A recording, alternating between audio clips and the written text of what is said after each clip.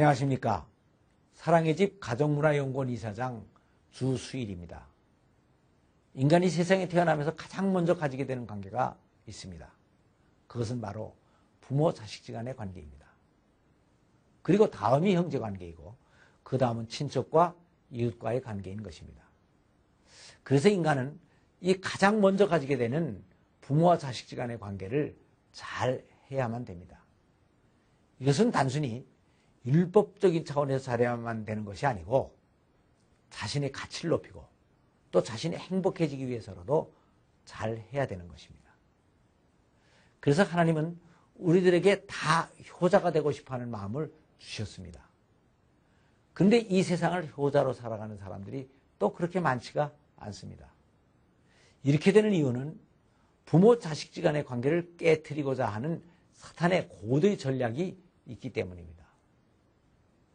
원래 이 부모와 자식 간의 관계의 원형은 하늘나라에서 성부와 성자와 성령 세 분이 삼위일체로 존재하고 계시는 데서부터 나온 것입니다. 그래서 가정에서의 부부관계와 부자지 간의 관계를 바로 이해하려면 먼저 이 삼위일체 하나님의 특성을 잘 이해해야 됩니다. 성자 예수 그리스도는 성부 하나님의 뜻을 이루어드리기 위해서 자신의 목숨까지도 버리셨습니다.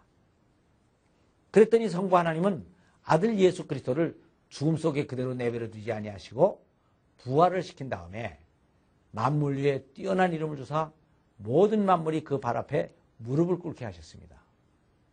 이렇게 성자는 자기를 죽이면서까지 아버지의 뜻을 이루어드렸고 성부는 또 자신이 창조한 모든 것의 소유권과 관리권과 통치권을 아들에게 다 내어주면서 아들을 기쁘게 하셨습니다.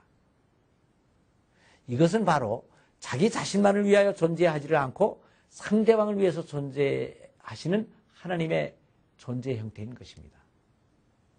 그래서 하나님은 인간의 부모 자식 간의 관계도 이러한 사랑의 관계로 만드셨습니다. 그런데 사탄은 이러한 하나님의 희생적인 사랑을 이해할 수가 없었습니다. 그래서 이 관계를 깨트리려고 합니다. 성경은 하나님의 숫자를 7로 표현하고 있습니다. 그래서 옛날에 저는 사탄의 숫자는 -7이 아닌가 하는 생각을 한 적이 있습니다. 그러나 성경은 사탄의 숫자를 6으로 표현하고 있습니다. 이것은 사탄이 하나님에 비하여 하나 모자라는 것이 있다는 말인데 이 모자라는 것 하나가 바로 자기 희생적인 아가페적인 사랑을 모른다는 것입니다. 사탄은 율법이나 정의까지 잘 이해하고 있습니다. 그러나 도저히 이해할 수 없는 것이 하나 있는데 그것은 바로 자기를 죽이면서까지 상대방의 뜻을 이루어주는 십자가의 사랑입니다. 그 이유는 사탄이 가장 귀중하게 여기는 것은 자신이 이기기 때문입니다. 그러니까 사탄은 인간들이 부모 자식들까지도 서로를 위해서 존재하지 않고 자기와 같이 이기적인 관계를 가지고 살게 하려고 합니다. 그래서 사탄은 인간들에게 너는 너, 나는 나라고 하는 자기중심적인 이기심을 주입시켰습니다.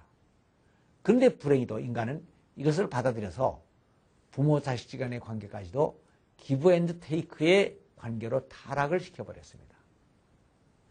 인간은 부모를 통해서 이 세상에 태어납니다. 그러니까 부모는 자녀들의 뿌리이고 그래서 부모를 빼어놓으면 자기 존재의 의미도 찾을 수가 없게 되는 것입니다. 그래서 하나님께서는 인간을 율법 이전에 인간의 본성으로 하나님의 뜻을 이루어야 행복해질 수 있도록 그렇게 창조를 하셨습니다. 그런데 인간들이 사탄의 생각을 받아들이게 되니까 종교적으로는 우상을 만들고 부모들에게는 불효를 하고 사회적으로는 자기를 변명하는 상황윤리를 만들어 내게 된 것입니다. 그래서 자녀들이 올바른 효도를 하기 위해서는 먼저 이러한 사탄의 계략을 정확히 파악을 하고 부모들께 자신을 버리고 헌신을 해야 되는 것입니다. 그런데 이러한 자식들이 해야 할 일 이외에도 부모들의 입장에서 해야 할 또 하나의 중요한 일이 있습니다. 그것은 자식들에게 효도에 대한 부담을 주지 않는 것입니다. 모든 부모는 자식을 낳고 기르는데 평생의 노력을 기울입니다. 그래서 부모들은 자식들을 기른 다음에 여기에 대해서 뭔가를 대가를 바라게 됩니다. 그런데 이 바람은 자식들이 할 수 있는 것보다 항상 더 많습니다. 그래서 이것이 자식들에게는 큰 부담이 되고 결국은 자녀들이 자포자기를 하게 하는 요인이 되는 것입니다. 그런데 자녀들이 일단 이렇게 자포자기를 하게 되면 마치 줄이 끊어진 연처럼 어디로 날아갈지 모르는 아주 위험한 상태로 빠지고 맙니다. 이것이 바로 자녀들을 불효자로 만들고 또 나가서는 반항아까지 되게 하는 결정적인 요인이 되는 것입니다. 그래서 부모 입장에서 자식들이 효도를 할 수 있게 하는 최고의 비결은 자식들에게 오히려 효도를 기대하지 않고 정신적으로, 인격적으로 떠나보내는 것입니다.